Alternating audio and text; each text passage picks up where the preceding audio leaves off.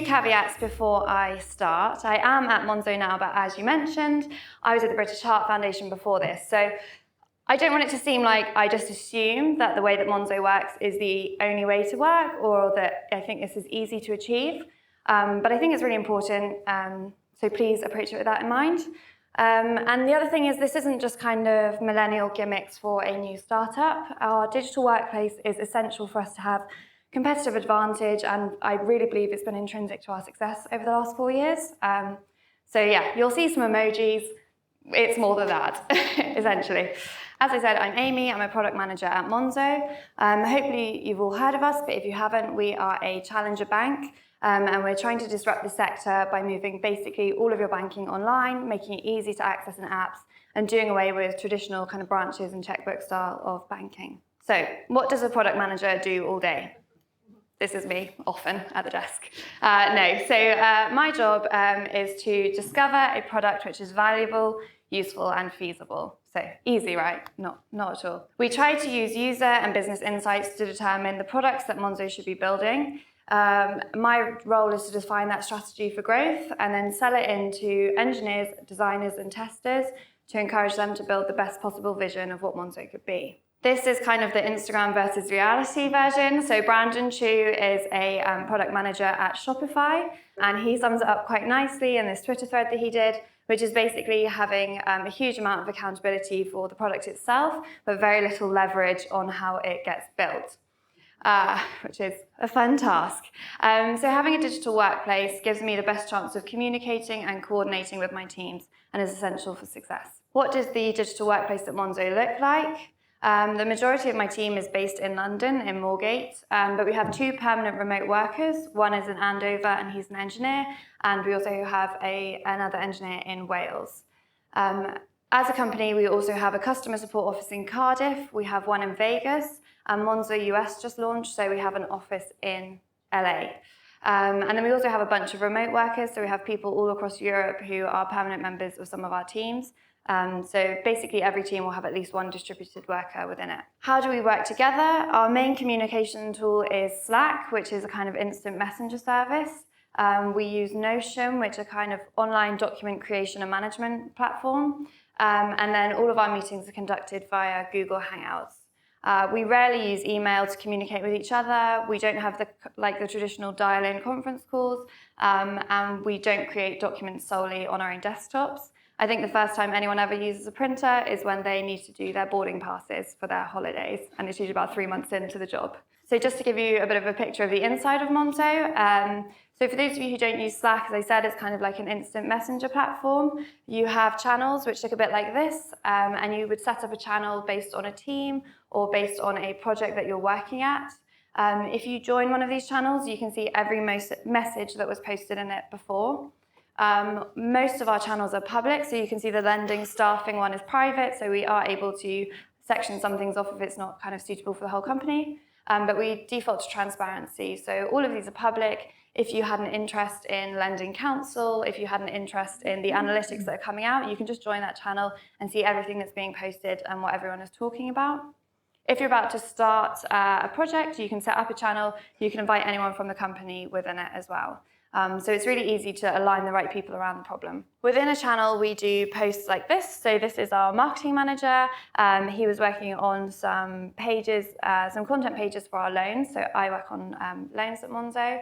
And he just posted it in our loans team channel saying, I've done all these web pages, would love to get some feedback. And then absolutely anyone from the team can respond within the thread.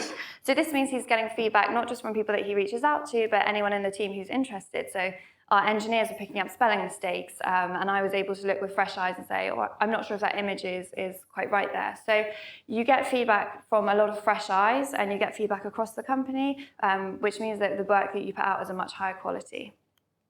Also, you have to be quite confident in your work because you can basically get feedback from anywhere, which is a bit scary sometimes. And then this is what Notion looks like. So Notion is like a very friendly, shareable kind of Google Drive. It's light years away from SharePoint. You can see it's kind of all singing, all dancing. It's much nicer to use. It's much easier to read and navigate. So we have different kind of team pages within this, which anyone can view, and anyone can add pages to them. The smartest thing is you organize your pages around databases. These are sort of like online tables. You might have a database, say, for user research, and there'll be a centralized database.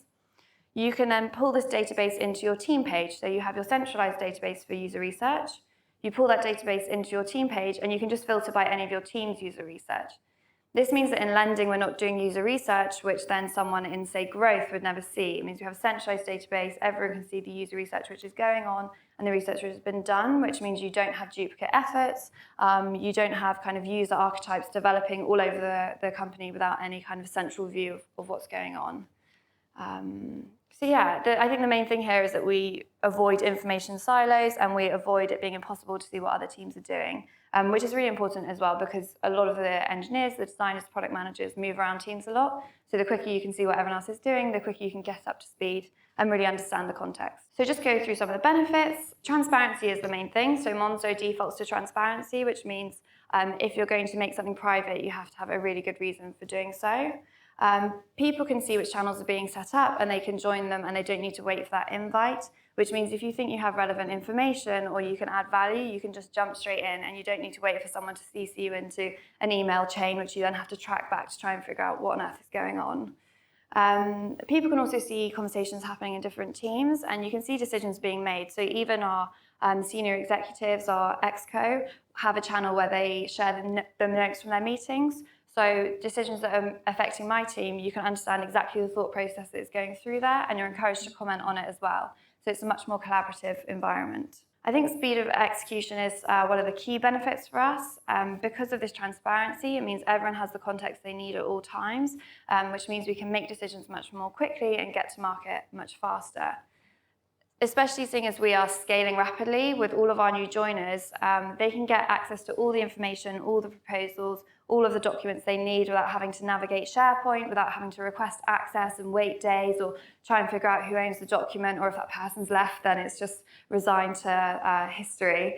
If you're trying to onboard a lot of new people, allowing them to be able to navigate and get context at their speed is really, really valuable. And it means that we're not slowed down trying to onboard everyone else. It's a much more like a self-serve process. You can move so much more quickly when everything's online. So I'm working through a contract that needs to be signed at the moment.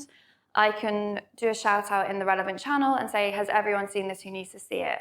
It's on the people within the channel to then be able to comment and say yes or no. You can even just do an emoji reaction, which seems silly, but it's so much quicker than crafting an email and sending that email. So you're just getting much faster feedback loops there.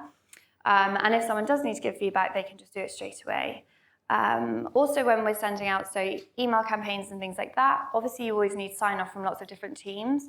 Rather than just having to know one person in that team, go to them, hope they're not on holiday, hope they read your email and they're at their desk to sign off, I can just post in the right channel and say, can someone review and sign this off? Anyone who's at their desk can then review and sign it off, and it just allows me to move much more quickly without being blocked by one person in the company who might not be around to give me the information that I need.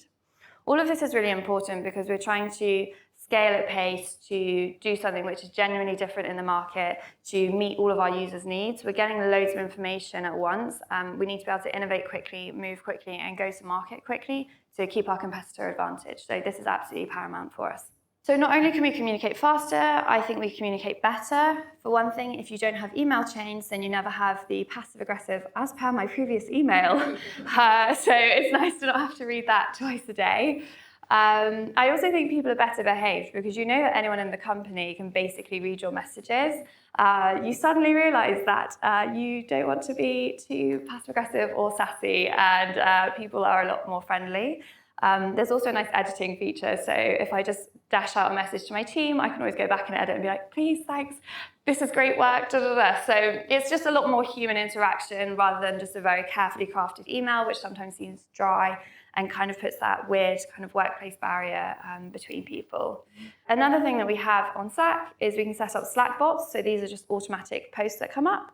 I have this one in my team. It's really important for me as a product manager to know how my team are doing, who's having a crap day, who's feeling great, who do I need to reach out to and just check in on and make sure they're doing okay. So every morning we have the Slack bot and everyone does an emoji reaction of how they're feeling between 1 and 10. It seems really silly, but it's really nice. If you see everyone's at a 5, then in the morning stand-up you say, what's going on everyone? And sometimes it's just bad weather and people just but people really enjoy being acknowledged. If they're not feeling great, it kind of lifts the team again and makes it feel like there's a collaborative feeling within your team. So appreciate some of these might seem like millennial gimmicks, but I really think this is absolutely crucial for attracting and retaining talent. I think that 88% statistic of people who value a digital workplace echoes that. If you don't have the best tools, you can't do the best work of your lives, and that is just really crucial for us at Monzo. The tools, particularly Google Hangouts, means we can work anywhere at any time. Our US and UK office can collaborate absolutely seamlessly because we're all on one platform. And most importantly, the flexible working allows people who have had children to come back into the workplace and operate on parity with people who have been there while they've been on maternity leave. I was speaking to one of my team who had a baby and has now come back, and she says she feels when she remote works, it's basically the same as if she was in the office, which I find really powerful, because if we want to keep women in the workplace after they've had children, it's important not just that women, but also men can work from home and not be seen as second-class workers and not miss out on meetings. We don't waste time for them trying to dial in and realising they can't and then feeling awful, or basically just, if they're working from home, it just being seen that they're not really working. So this is really, really crucial for us, both in terms of quality of execution and the quality of people that we're able to attract and retain. And it's fun. So we have a channel for our office dog. He is called Bingo, and you can share pictures of him. So it's just nice. It just makes everyone seem more human. If you're having a coffee break, there's always a nice dog or cat to look at on Slack as well. So just makes everyone seem a bit more normal. What do we need to succeed in this? The first is obviously trust. If you have transparency, you can't operate without trust. You need to believe that everyone can access documents, know what needs to be kept confidential, and also to input in a way which is helpful and beneficial to the teams. You need to trust that everyone is going to give useful feedback and not just jump in because they can. Also, you need to trust.